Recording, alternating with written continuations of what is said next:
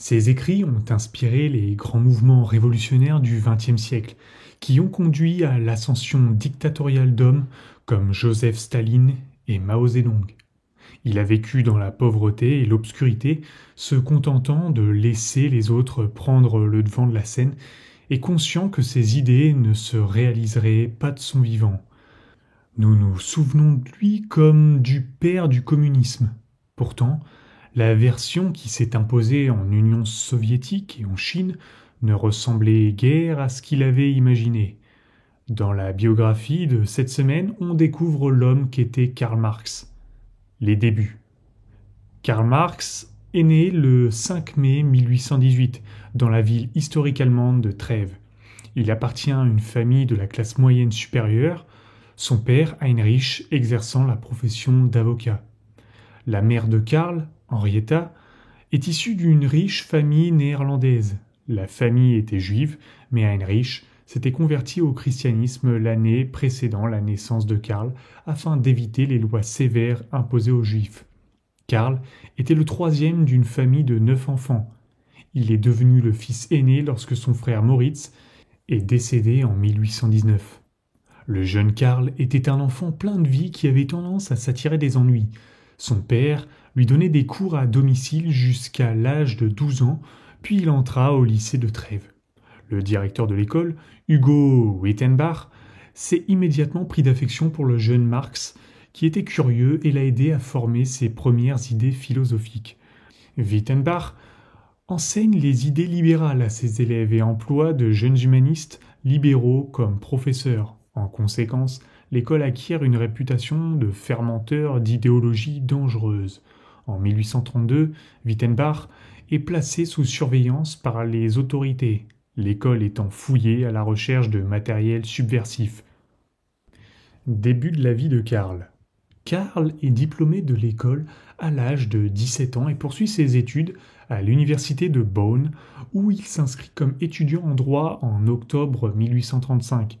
Au cours de son premier semestre, il trouve la charge de travail extrêmement difficile. Au début de l'année 1836, il ne suit plus les cours qu'à temps partiel.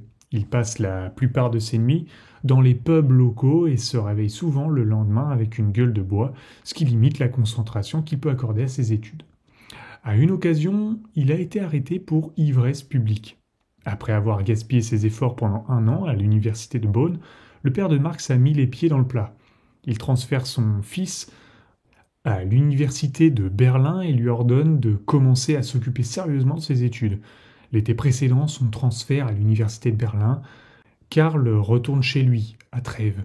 Il entame une liaison avec une jeune femme, Jenny von Westphalen, qu'il connaît depuis l'enfance. Après avoir quitté l'université en octobre, Karl la demande en mariage et les deux se fiancent. Le passage à l'université de Berlin a eu pour effet d'encourager Marx à se consacrer sérieusement à ses études. Il remplace les sorties nocturnes par l'adhésion à un certain nombre de sociétés philosophiques. Il s'intéresse aux idées du philosophe allemand Hegel et les idées qu'il rumine s'expriment dans un certain nombre d'essais et de traités auxquels il commence à travailler. La brillante étoile académique de Karl s'éteint en mai 1838 avec la mort de son père. Il avait beaucoup de respect et d'amour pour Heinrich et fut brisé par cette perte. Son père l'avait soutenu financièrement et la perte soudaine de ce soutien lui impose des difficultés financières. Cette situation préoccupe beaucoup les Westphalen qui sont désormais convaincus que Karl ne sera pas en mesure de subvenir aux besoins de leur fille. Mais le jeune couple continua à se faire la cour, même s'ils étaient très éloignés l'un de l'autre. La mort de Karl. Après la mort de son père, Marx passe du droit à la philosophie. Son objectif est d'obtenir son diplôme avec mention et de décrocher un poste de professeur de philosophie à l'université. Pour financer ses études, il cherche à travailler comme journaliste. Il obtient un poste dans le journal le plus controversé de la région, le Rhineland News. Ce journal s'oppose vigoureusement à l'occupation de la Rhénanie par les Prussiens. En octobre 1842, Karl Marx devient rédacteur en chef du journal. C'est par le biais de ce journal que Marx commence à écrire sur le communisme et sur la forme que pourrait prendre un éventuel gouvernement communiste. Mais lorsqu'il critique ouvertement le monarque russe, le tsar Nicolas Ier, il va trop loin. Les autorités prussiennes sont intervenues et ont fermé le journal. Marx est désormais un journaliste sans emploi. Ça ne l'empêche pas de se marier avec Jenny le 19 juin 1843. La cérémonie se déroule dans une église protestante en présence de membres des deux familles, si bien que de nombreux membres du clan Westphalen murmurent que Jenny se marie au-dessous de son rang. Cependant, le mariage devait durer jusqu'à ce que le couple soit séparé par la mort de Jenny. Karl et Jenny s'installent chez la mère de Jenny. Ils vivent de l'allocation de cette dernière, tandis que Karl tente de relancer sa carrière d'écrivain. Il réussit à décrocher un contrat d'écriture pour un journal appelé Dutch, Franzische Jahrpeocht, qui s'adresse aux militants d'extrême gauche de Rhénanie. Le journal avait été lancé par le socialiste allemand Arnold Ruge, qui était basé à Paris. En octobre 1843, Marx et sa femme s'installent à Paris et partagent la même chambre que Ruge et sa femme. En 1844, Jenny donne naissance à leur premier enfant. Les conditions de vie devenant extrêmement exiguës, les Marx s'installent dans leur propre appartement. Outre la publication du journal, Marx et Ruge travaillent ensemble sur 2 traités qui deviendront très controversés. Le second s'intitule « Sur la question juive ». Bien que Marx soit lui-même d'ascendance juive, le pamphlet est perçu comme assez antisémite.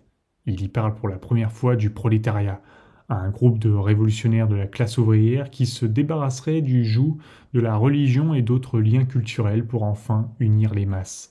Peu après, Marx abandonne sa collaboration avec Ruge pour trouver un emploi dans le journal parisien WoO, qui s'adresse aux Allemands vivant en France.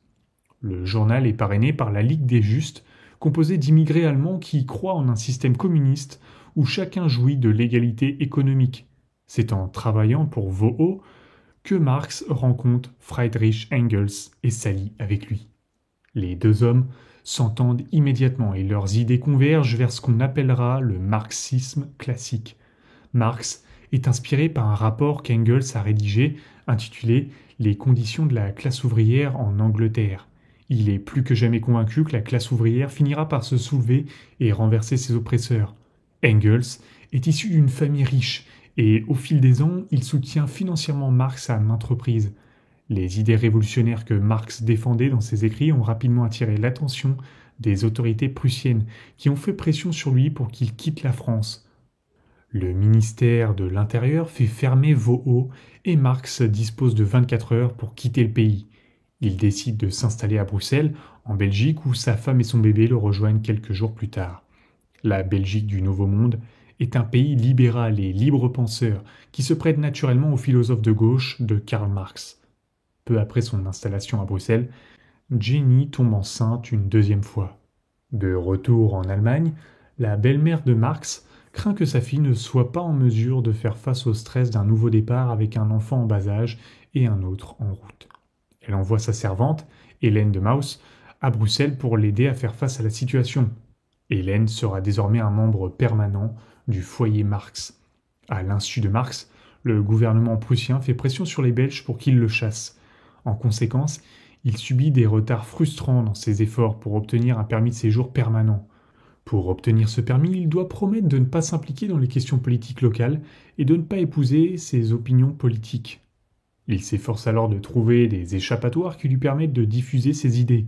En 1847, il publie un traité intitulé « La pauvreté de la philosophie » qui remet en question un tract antérieur de Pierre-Joseph Proudhon, un gauchiste français intitulé « La philosophie de la pauvreté ». La pauvreté de la philosophie a été un tremplin vers l'œuvre la plus impressionnante et la plus célèbre de Marx, le manifeste du Parti communiste. Afin d'acquérir une expérience directe des opinions de vie de la classe ouvrière, il se rend en Angleterre en 1845 avec Friedrich Engels. Ils ont visité des usines et des bidonvilles témoignant des terribles conditions de travail et des conditions de vie encore pires. Après 6 semaines en Angleterre, Marx rentre à Bruxelles tout équipé pour produire son opus magnum. 2 semaines plus tard, le pamphlet de 30 pages est prêt à être imprimé. Le manifeste du Parti communiste est publié le 21 février 1848. Marx y affirme que les bourgeois sont leurs propres fossoyeurs et que les travailleurs exploités se soulèvent pour le renverser. La 2e révolte française. Peu après la publication du manifeste, la deuxième révolte française éclate.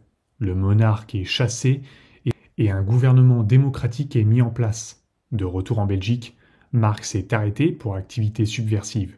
À sa libération, il décide de se rendre dans une France revigorée et plus libre. Le déménagement de la famille Marx est facilité par l'héritage tardif qu'il reçoit de la succession de son père. La majeure partie de cet argent est consacrée à la création d'un autre journal. Ce journal s'appelle le New Rheinische Zeitung. Engels y travaille, fournissant les dernières nouvelles et les événements les plus récents d'Europe. Peu après son arrivée en France, Marx rejoint la Ligue communiste, créée par les membres du club Giacomo après la Révolution, afin d'empêcher l'aristocratie de se réaffirmer. Les conséquences de cette réaffirmation ont été si dramatiques que cette période a été connue sous le nom de règne de la terreur. Les autorités françaises considèrent la Ligue communiste comme le club Giacomo rétabli, mais sous un nouveau nom. La Ligue fait donc l'objet d'une surveillance officielle et Marx est arrêté à plusieurs reprises. Dans un premier temps, la police n'est pas en mesure de le relier directement à une quelconque activité subversive et aucune poursuite n'est engagée contre lui. Mais les choses changent lorsque le roi de Prusse, Frédéric Guillaume IV, s'intéresse personnellement à l'élimination de tout mouvement gauchiste dans son royaume. Il ne tarde pas à s'intéresser au journal de gauche de Karl Marx, basé à Paris. Pour la deuxième fois de sa vie, il est expulsé de France. Marx avait investi toutes ses ressources financières dans le journal. Avec la fermeture du journal, il n'a plus rien. Il n'a que l'argent nécessaire pour quitter la France. Il doit se rendre chez un prêteur sur gage et mettre au clou l'argenterie de sa famille. Il a reçu le soutien de quelques socialistes allemands pour collecter de l'argent afin d'aider Marx à se rétablir. Cependant, cette aide s'avère être une arme à double tranchant. Les bienfaiteurs avaient dépeint Marx comme étant dans un état si pauvre et si démoralisé afin de s'assurer leur soutien que Karl fut traité comme la risée de tous à son retour. Marx n'est pas satisfait de cet accueil. Il déclarera que les plus grandes difficultés financières sont préférables à la mendicité publique. La Révolution. En juin 1849, les 4 membres de la famille Marx déménagent une nouvelle fois. Cette fois, la destination est Londres, en Angleterre. C'est leur dernier déménagement et le célèbre Allemand passera le reste de sa vie parmi les Anglais. Peu de temps après l'installation des Marx à Londres, la Ligue communiste française, dissoute, se reforme dans la ville. Les dirigeants du mouvement veulent provoquer une révolte immédiate des classes ouvrières à Londres qui devrait idéalement s'étendre à l'ensemble du continent. Marx considère ces objectifs comme irréalistes et qualifie les dirigeants de la Ligue communiste de rêveurs irréalistes. Il était fermement convaincu que le renversement se produirait, mais il pensait qu'il devait évoluer progressivement. Il n'était même pas inquiet si la révolution ne se produisait pas de son vivant. Il était heureux de planter les graines, mais la révolution ne se concrétiserait que plus tard. En fait, la première révolution communiste n'a eu lieu que 68 ans plus tard. À Londres, Marx se concentre sur des réformes à plus petite échelle. Il défend les droits des pauvres, le droit de vote et la liberté d'expression. Pendant les premiers mois de son séjour à Londres, la famille Marx fait partie des pauvres de la ville et ne survit que grâce au soutien financier de Friedrich Engels. La situation financière s'est améliorée en 1851 lorsque Marx a obtenu un poste de correspondant européen pour le New York Daily Tribune. Au début, Engels doit traduire les articles de Marx.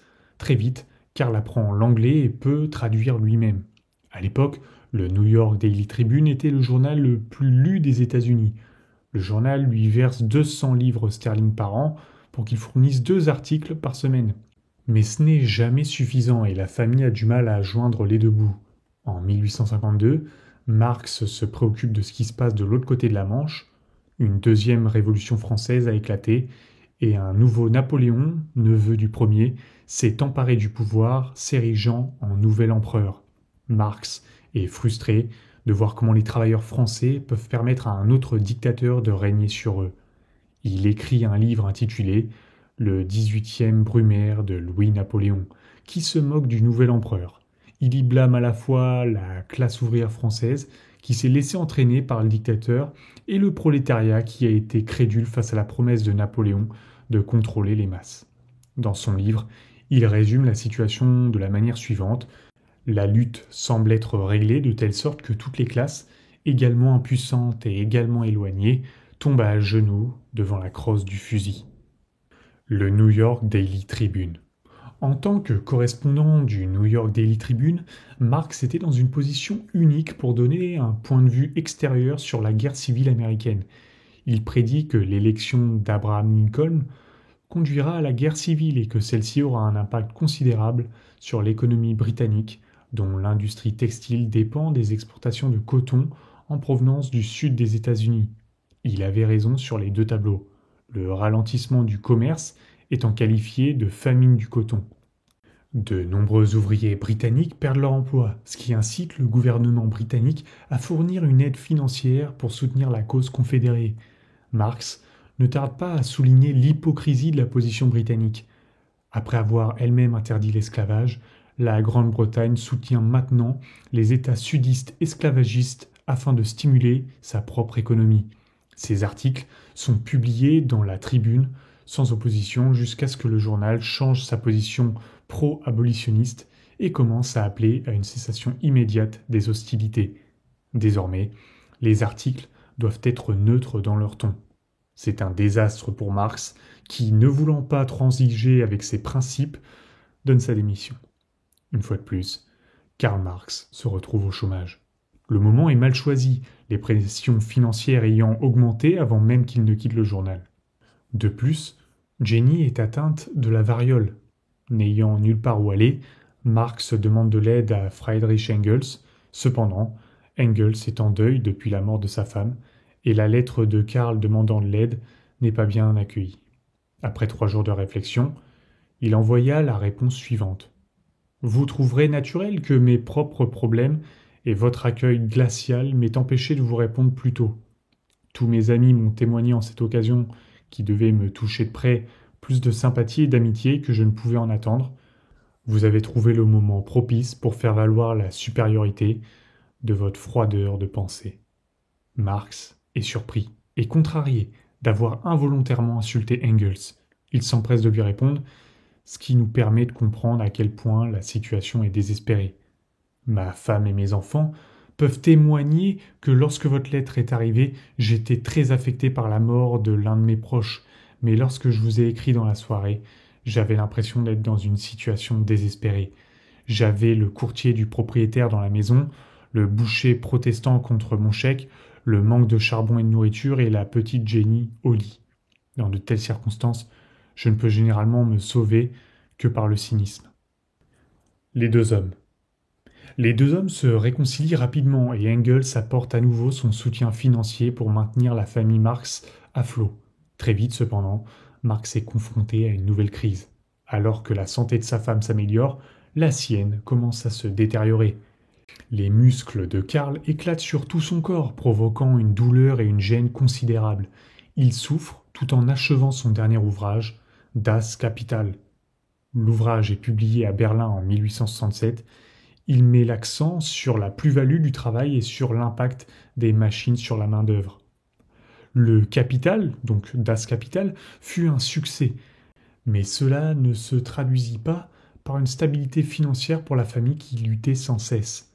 La mère de Marx fit un jour cette remarque pertinente. Si seulement Karl avait réalisé Capital au lieu de se contenter d'en parler.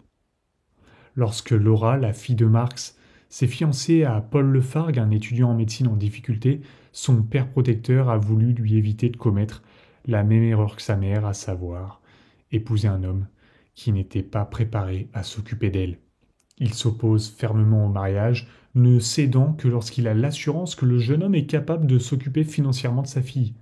En 1869, Marx travaille activement en tant qu'ambassadeur pour une organisation appelée International Working Men Association, qui s'efforce de rassembler le monde du communisme sous un même toit.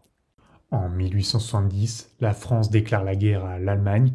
Au sein de l'Association internationale des travailleurs, il y a une division entre ceux qui sont en faveur de la guerre et ceux qui sont contre. Marx souhaite que l'Allemagne donne une bonne raclée aux Français, estimant que ça permettra la résurgence du socialisme en France. Après la défaite de Napoléon III, une coalition d'ouvriers internationaux et de citoyens français se réunit pour prendre le contrôle de Paris. Au bout de 2 mois, ils sont renversés par les autorités françaises. Pendant cette courte période, Marx a vu l'incarnation de sa révolte prolétarienne. Son renversement par l'establishment l'a convaincu que la classe ouvrière ne peut pas simplement s'emparer d'un appareil d'État tout fait et l'utiliser à ses propres fins. Pour qu'une prise de pouvoir soit couronnée de succès, Marx pensait qu'il fallait une infrastructure existante soit prête à remplacer l'ancienne. La révolution. Pendant les 10 dernières années de sa vie, Karl Marx a lutté contre des problèmes de santé et de survie financière. Au cours de cette période, il ne produit qu'un seul ouvrage digne d'intérêt dans lequel il commente ce qu'il appelle la dictature du prolétariat. Il exprime sa ferme conviction que les masses doivent travailler ensemble dans la révolution à venir, sans permettre l'émergence d'un leader dominant. Malheureusement, c'est précisément ce qui s'est produit dans de nombreuses révolutions communistes du XXe siècle. Le 2 décembre 1881, Jenny, la compagne de Karl Marx depuis toujours, meurt. Depuis des mois, elle souffrait terriblement d'un cancer du foie. Les derniers mots qu'elle adressa à Karl furent bons, indiquant qu'elle était heureuse que sa souffrance prenne fin. Après la mort de Jenny, Marx tombe dans une profonde dépression. À la demande de son ami de toujours, Friedrich Engels, il part en vacances à Alger. 2 mois plus tard, il rentre en Angleterre. Alors qu'il commence à se remettre sur pied, il reçoit un nouveau coup dur. Sa fille, Jenny Caroline, meurt d'un cancer de la vessie à l'âge de 38 ans. Avec la perte de ses 2 Jenny, Marx renonce à la volonté de vivre. Il s'accroche encore 2 mois, accablé par la douleur et vivant dans la pauvreté. La fin survient le 14 mars 1883, lorsque son corps succombe à une combinaison de bronchite et de pleurésie. L'homme n'est plus, mais ses idées ont perduré et ont eu un impact considérable sur le siècle à venir.